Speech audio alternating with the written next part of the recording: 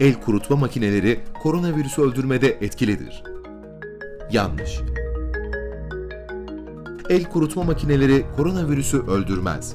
Virüse karşı korunmak için ellerimizi su ve sabunla yıkamak, mümkün değilse uygun dezenfektanlarla temizlemek gerekir.